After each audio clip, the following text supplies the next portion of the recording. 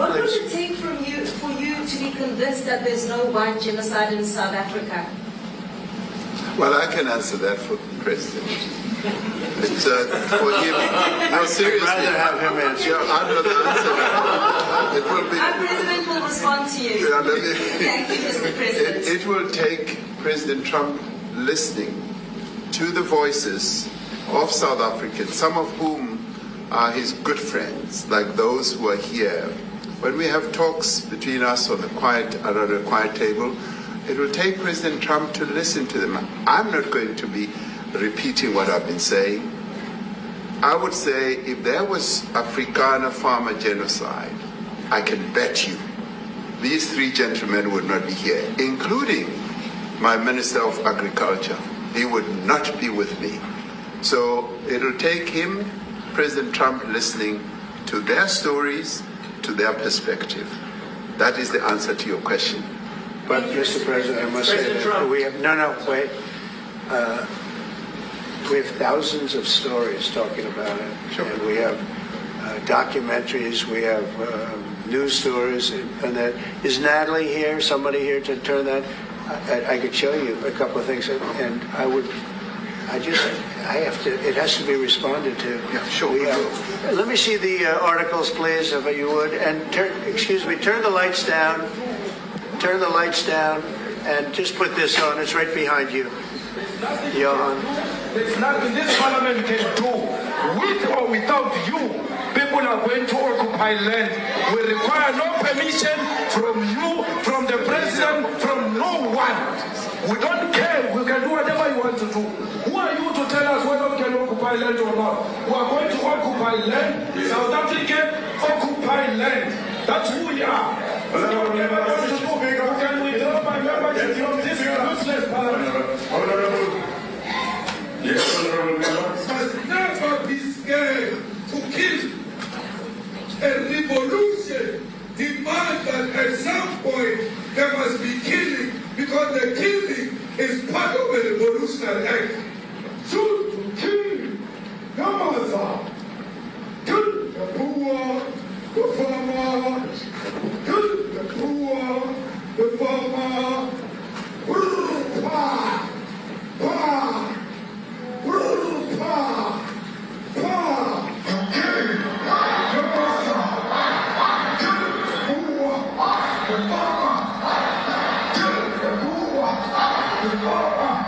The banner of DA in PE is a white man. So these people, when you want to hit them hard, go after a white man. They feel a terrible pain because you have touched a white man. Not because Mashaba and Soli will not be touched. They will be touched, no one. But we are starting with this whiteness. We are cutting the throat of whiteness. Shoot, kill, Yamaza. Kill the brewer, the farmer. Kill the brewer, the farmer.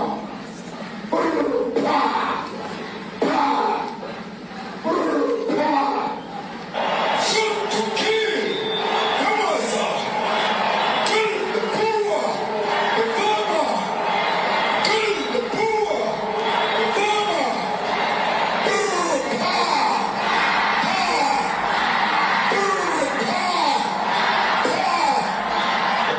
I don't know what's going to happen in the future. I'm saying to you, was not called for the killing of white people, at least for now. I can't ever see the future. Yeah, but, I mean, you understand somebody watching that, especially as it gets shared on Twitter, they freak out. It sounds like a genocide on Twitter.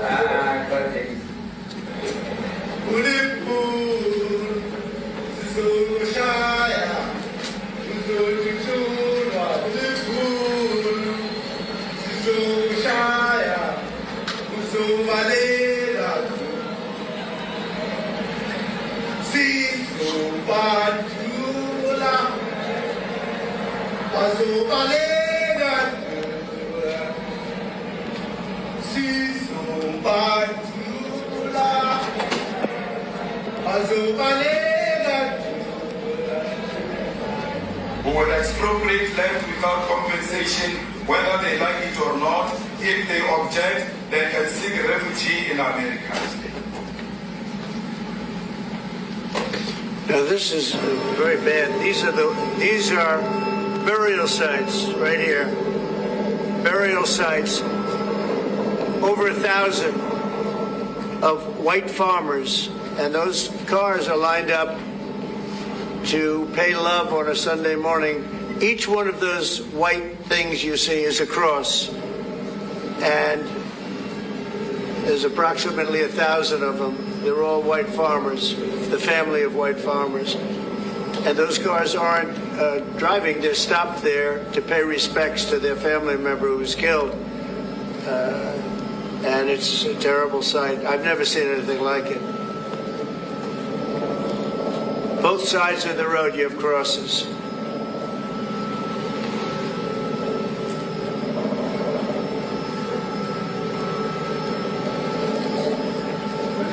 Those people were all killed. Have they told you where that is, Mr. President? No. I'd like to know where that is, because this I've never seen. But, okay. I mean, it's in South Africa. That's where. We need to find out.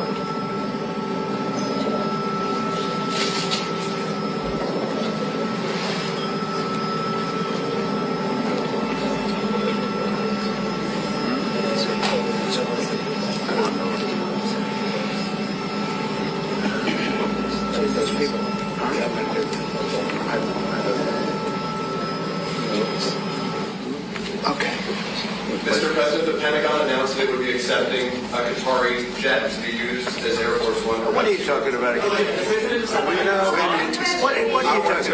You know, you ought to get out of here. What does this have to do with the Qatari jet? They're giving the United States Air Force a jet, okay? And it's a great thing. We're talking about a lot of other things. It's NBC trying to get off the subject of what you just saw. You are a real, you're a terrible reporter. Number one, you don't have what it takes to be a reporter. You're not smart enough. But for you to go into a subject about a jet that was given to the United States Air Force, which was a very nice thing, they also gave $5.1 trillion worth of investment in addition to the jet. Go back, you ought to go back to your studio at NBC, because Brian Roberts and the people that run that place, they ought to be investigated. They are so terrible the way you run that network, and you're a disgrace. No more questions from you. Go ahead. Go ahead, talk about that. His name is Peter something. He's a terrible reporter. We'll have some very interesting plans. I always thought they should have built a beautiful performing center, open air, facing out over the Potomac. They didn't do that. They built these crazy rooms underneath. They built 3 tiny little stages, very expensive. Someday, maybe somebody will occupy one. They're underground. In fact, when I looked from a distance, you see these like hubs, concrete hubs. And I thought it was modern art, well, here we go with the modern art blocking everybody's view. And when I actually went over there, I said, no, it wasn't modern art. It was meant for a door to be in, so you go down to these rooms. So I don't know what the hell they were doing, but they spent a lot of money. And it's just not possible that they could have spent it so poorly. But we're going to turn it around. That's what I love doing. I love turning things around. Primary message means So thank you very much. We're here to have our first board meeting, Kennedy Center, and it's in tremendous disrepair, as is a lot of the rest of our country, most of it because of bad management. This is a shame what I've watched and witnessed. They spent a fortune, $250 million, and they built these rooms that nobody's going to use, rooms underground. And I've often wondered, what are the big cubes that they have outside that block the view? They're cubes with a door in them so that people can get down to rooms that nobody's going to use. And it's a shame. It's a shame. The other thing is we're going to have a little problem with some people that work here. We had Lee Greenwood wanted to sing a little song today. And because of the cost in the union structure, for him to sing a song just for the board, just a board meeting, that was going to cost $30,000. That doesn't sound too good. They wanted $30,000 to move a piano. So you can't have that. So we're gonna fix it up. But it's really emblematic of our country. But the Kennedy Center, you look at the columns outside, you look at, I mean, they're supposed to be covered by something, whether it's marble or whatever, granite. They were never covered. They were painted. But bringing it to more modern times, a lot of money's been given to it, and the money has not been properly spent. They built rooms underground with no windows, no nothing, that will not be used ever. You're not going to have people use them.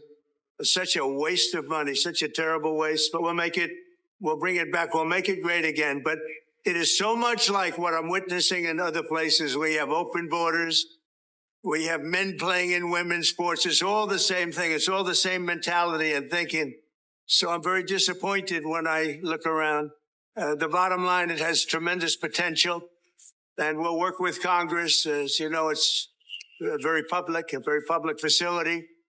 And we'll do what has to be done. We'll be having a meeting with the Speaker in the not too distant future. I think it's important to save this structure in this building. I think maybe we close up some of the work that's been done and built because it was done terribly. It was done terribly. The concept was very bad.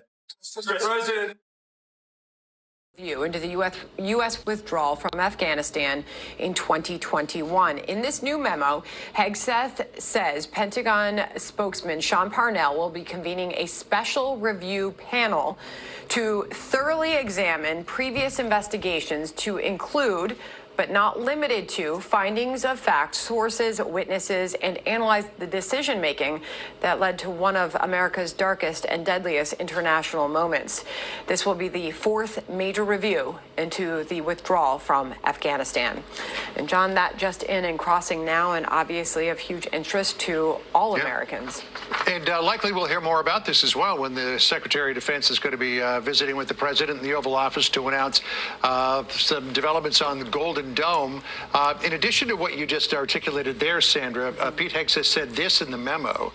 He said, President Trump and I have formally pledged full transparency for what transpired during our military withdrawal from Afghanistan. The Department of Defense has an obligation both to the American people and to the warfighters who sacrificed their youth in Afghanistan to get the facts. He promised when he came in that they were going to look into this.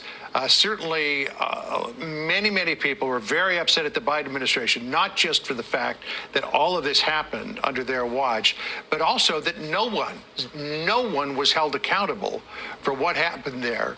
You know, in particular, the Abbey Gate bombing that, as you pointed out, took the lives of 13 of our brave service members. So this could be a step toward accountability here. We'll see. All right, John, we're going to wait. 所谓的金四穹顶计划旨在构建不受任何约束的全球性、多层次、多领域导弹防御系统。该计划公然提出大幅增加外空作战手段，包括研发、部署轨道拦截系统，具有浓厚的进攻性色彩，违反外空条约倡导的和平利用原则，将加剧外空战场化和军备竞赛风险，动摇国际安全与军控体系。美国奉行本国优先，执迷于谋求自身绝对安全，违反各国安全不受减损的原则，损害全球的战略平衡与稳定。中方对此严重关切。我们敦促美方尽早放弃发展和部署全球反导系统，以实际行动增进大国战略互信，维护全球战略稳定。Absolutely. We deported gang members, including the one you had a margarita with. And that guy is a human trafficker, and that guy is a gangbanger, and the evidence is going to be clear in the days to come. You're going to see who you went to defend. Senator, I'm sorry, please, Mr. Chairman. Secretary Rubio has the floor. Mr. Chairman, he can't make unsubstantiated comments like that. Secretary Rubio has the floor. You Secretary had your time. Rubio should take that testimony to the federal court of the United States because he hasn't done it under oath. Here's another point, okay? There is a division in our government between the federal branch and the judicial branch. No judge in the judicial branch cannot tell me or the president how to conduct foreign policy.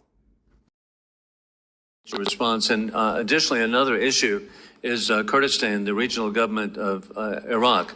And they have recently signed an agreement with American oil companies for the exploration and for the development of the oil capabilities, billions of dollars in northern Iraq. But sadly, the regime in Tehran has impacted Baghdad and is actually controlling the actions of Baghdad. And so Iran is intruding in trying to stop the agreements. Whether it's being done to promote freedom for the ability of Kurdistan to, in regional government, to really support the people of Iraq. Well, we first have made clear the linchpin of our approach towards Iraq is that autonomy that the Kurdish population has in that part of the country, and part of that is allowing them the economic lifeline that allows them to prosper and succeed. The Iraqi officials have expressed an interest in a closer, better relationship with the United States, and we've explained to them that the core to that is respect for the companies that are operating from in that country, from our country operating within Iraq. Also, respect, as I said, for the autonomy of the Kurds.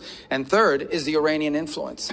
And the Iranian influence there has continued to grow, unfortunately, in some sectors of their elected government and poses a grave danger to the United States, including in the form of pro-Iran Shia militias who have in the past struck against the United States and have expressed interest in doing so again in the future. That's unacceptable, and that has to be addressed.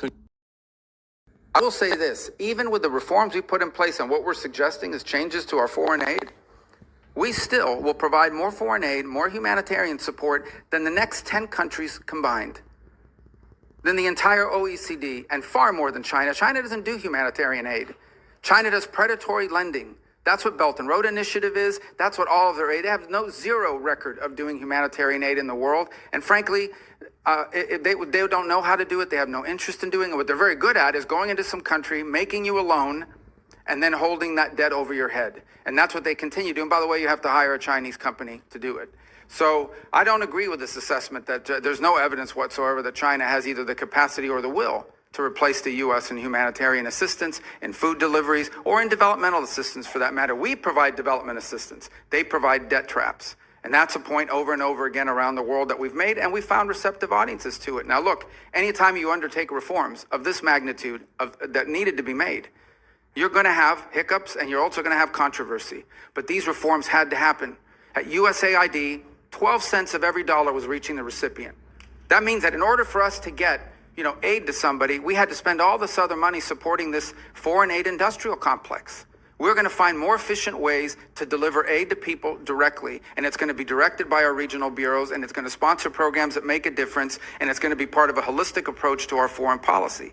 And I look forward to engaging with this committee and the appropriators as well and ensuring that we get to the right place on that. My last point I would make, and this is something I am very proud of. I believe, and I'm not besmirching anyone else, but I believe that the approach we have taken at the State Department and frankly at USAID, but at State Department, to move forward reforms that involved intake from all of our partners, that required that input from people within the building. Many of the reforms we've made were driven by people inside the building, many of whom have worked there for 20 or 30 years. And now we are engaged with Congress, both in the House and Senate, in a comment period where we're taking many of your comments and are making changes to our organizational proposals that we look forward to bringing back to you with an official congressional notification. And even after that, there'll be an opportunity to move forward. But the State Department had to change. I'm telling you, it was no longer at the center of American foreign policy. It had often been replaced by the National Security Council or by some other agency of government, when in fact we have these highly talented people, who many of whom have served in multiple posts around the world and have a holistic view of how foreign policy needs to be conducted, that were being edged out. Because you know what? When I get a decision memo early on at the State Department and they would hand me these memos, there were 40 boxes on this piece of paper. That means 40 people had to check off, yes, okay, before it even got to me. That's ridiculous. That takes too long. That's why people said, don't use State Department. They take too long and it's too cumbersome. And any one of those little boxes didn't get checked, the memo didn't move up the chain. That can't continue. We can't move at that pace in this world. Events happen quickly, and we have to be able to move at the pace of relevance. And so I hope to work with you in a productive way to make that possible. You're not going to like all the changes, but I want you to know what the intent of the changes are. It is not to dismantle American foreign policy, and it is not to withdraw us from the world. Because I just hit 18 countries in 18 weeks. That doesn't sound like much of a withdrawal. And I see some of these foreign ministers, including individuals from Ukraine, more than I've seen my own children. and I talk to him at least 3 times a week. We are engaged in the world, but we're going to be engaged in a world that makes sense and that's smart. And that isn't about saving money. It is about ensuring that we are delivering to our people what they deserve, a foreign policy that makes America stronger, safer, and more prosperous. Is to move forward as we expected. That was a very productive meeting at the White House. It's great to have a president that is so directly engaged with what happens in the other branch of government over here in the legislative branch. It was a collection of leaders from the House, and most of them Freedom Caucus leaders, and we had a good discussion. I think we're in a very good place. I think that all of our colleagues here will really like this final product, and I think we're going to move forward. The plan is to reconvene rules are still going, aren't they? Yeah, they're setting a record. In the Rules Committee, whenever they're wrapped, we will have a manager's amendment presented that'll have just some of these minor details. You will all be surprised. There's not much changing here because the underlying product we thought was so well done. So we will do that, move that through the rules, and then we'll decide whether the vote will be tonight, the passage of the rule, followed by final passage on the bill, or tomorrow morning. And we're excited. I believe we are going to land this airplane. But how Freedom Caucus members wanted major changes to this bill? You will see how all of this is resolved, but I think we can resolve their concerns, and it'll be probably some combination of work by the president in these areas, as well as here in Congress. And so executive orders. There may be executive orders relating to some of these issues in the near future. And this is a commitment that the president has made. He wants to go after fraud, waste, and abuse. He wants to make government leaner and work more efficiently and effectively for the people. The America First agenda is wrapped up into this one big, beautiful bill, and that's why we call it that. And I believe it's going to be, as I've been saying for a long, long time, you've all heard me say, I think it will be one of the most consequential pieces of legislation that Congress has ever passed, and it's going to do great things for every American. Now, knowing what you know, is this an open legal challenge now that this guy didn't even know when he was vice president, according to those her tapes? I think it is. Autopens usually require initial or approval, signature approval from at least 5 people before you can actually approve the Autopen. For example, the attorneys need to approve it, policymakers need to approve it. It needs to be approved, then ultimately the president needs to approve it, and then the person is allowed to use the Autopen. We've found out. Okay, you heard that, right? Yeah. I think a few months ago, President Trump came out and said, there are no records. None of those signatures occurred. We don't know who used the Autopen. We don't know how any of that came about. So I completely agree with the president that this is a problem, and there's only one way to test it. The way you test it is by indicting someone with one of those pardons and seeing if it holds up. Yeah. He went to a bank in the Midwest yesterday. It had one of those new ATMs inside the bank branch. The bank branch is brand new. It's part of the new paradigm for the new banking system. It looks like a fancy schmancy airline lounge at LAX or somewhere like that. It is not a conventional bank. And it doesn't have any tellers or teller windows because you're not going to be doing that kind of thing with your banks anymore. And it had 5 cubicles populated by employees. It also had 5 De La Rue machines, which he positively identified, asked about, and was told, yes, that's what they are. Well, they're for foreign currency, right? He said, yeah. They said, yeah. And he said, so are you going to be exchanging the Iraqi dinar and the Vietnamese dong? And they said, well, I don't know. I have to go call corporate. And corporate told them, no, we're not exchanging that. Of course, that's because the RV hasn't happened yet. So when they do, it does happen, they will be exchanging it. Now, De La Rue machines are $4,000 or $5,000. So you have no reason to put 5 of them in 5 cubicles. He saw all 5. He's not lying. He's not making it up. This is not a secondhand story. He has pictures of this whole thing. They have the new ATM, which your guy said is hooked up to the new QFS. I believe that. It's inside, just like your guy described. So your guy's story is true. We can categorically say it's true. They only would have the De La Rue machines there if they are expecting to do high volumes of exotic currency exchanges, not the freaking Canadian dollar, but something more exotic like the Iraqi dinar in the near future. We are right there, guys. That's what I think. And I think your story absolutely confirms the story I got this morning, which I 100% believe. So I'm more excited than I think I've ever been. I love it. I love that one.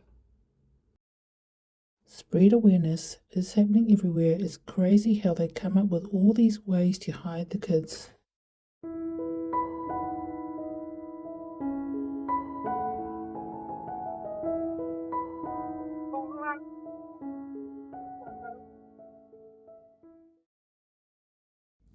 Forwarded from Fred Koch. TNT reports that we missed a window earlier today, Wednesday. Iran was a go until yesterday, but as of today, the decision was being made to exclude them in this first basket so we can proceed. The next window is early tomorrow morning, midnight through 4 a.m. Tony said that the Kurdistan government would announce it in Iraq, but if not there, it will be announced from the US. To reiterate, the window is within the next 24 hours. The banks have personnel in place for the weekend. These are the main details. Forwarded from Tamara Landreneau. TNT Tony said that within 24 hours, Iraq will hear an announcement on their TV that their new rate is such and so. And further, if it does not happen within 24 hours, then the rate for us will be given to us over here. Forwarded from MikeB. Guys, if you look at Jen's window, it's literally within an hour or an hour and a half of when Tony said his window passed. They're getting the exact same information from two completely different sources unless Tony is watching our show. Forwarded from War Correspondent. It is going to be great. TikTok. How do you prepare the stage? You show everyone. Corruption and waste. Doge. Treason and the involvement of the judiciary and its agencies. Crossfire hurricane. Autopen. The true agenda of the courts and their judges. Supreme Court decisions on deportation. Children and human trafficking at the state level. RFK Jr. and General Flynn. Election fraud. President Trump. The media show themselves where they stand. See their ratings. The healthcare system. RFK Jr. The warmongers at home and abroad. Israel with Gaza and Iran, Ukraine. All of these issues and more have been brought back into the public eye this year alone. The stage is set.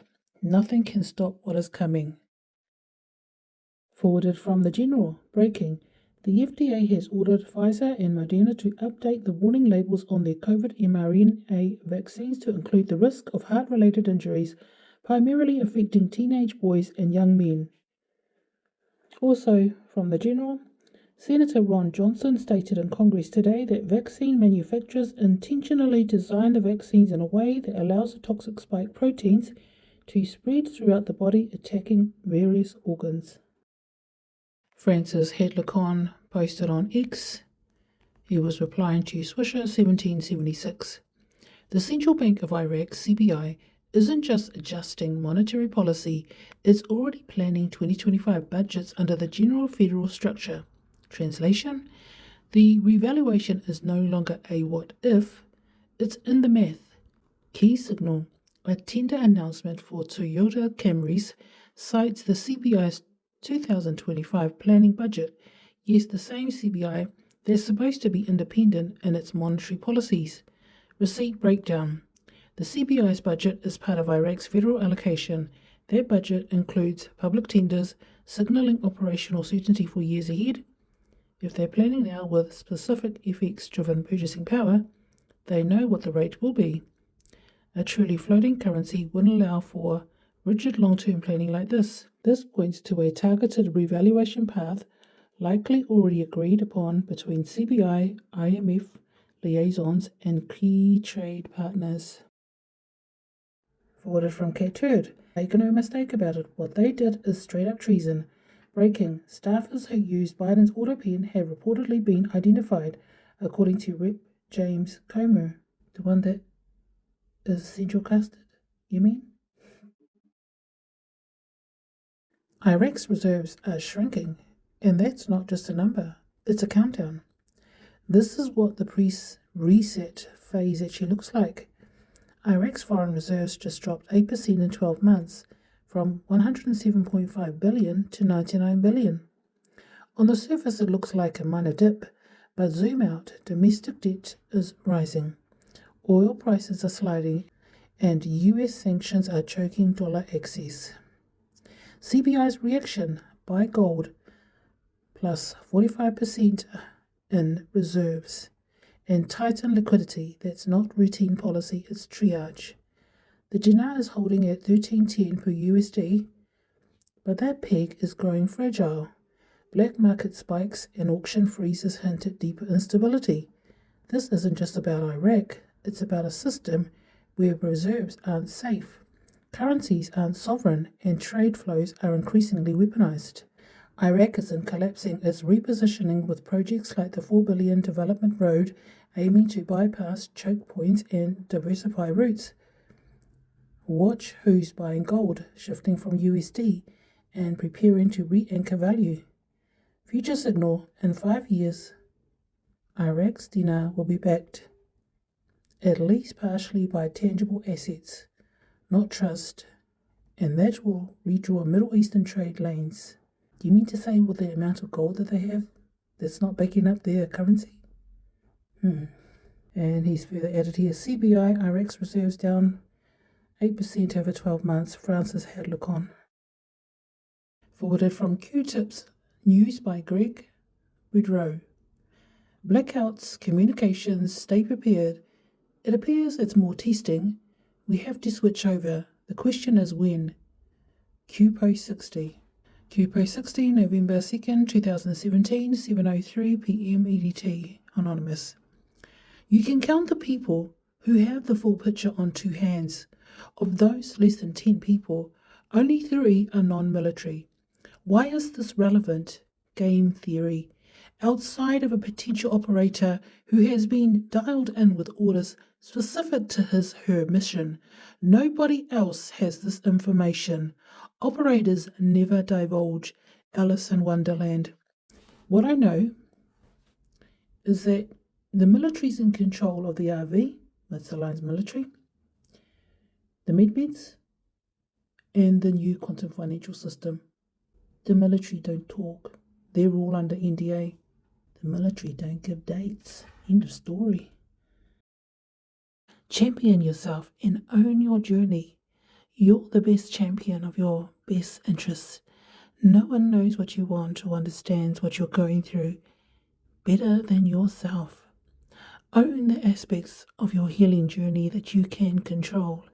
Spend energy where you have agency. This boosts confidence and makes you feel more powerful. Co-create.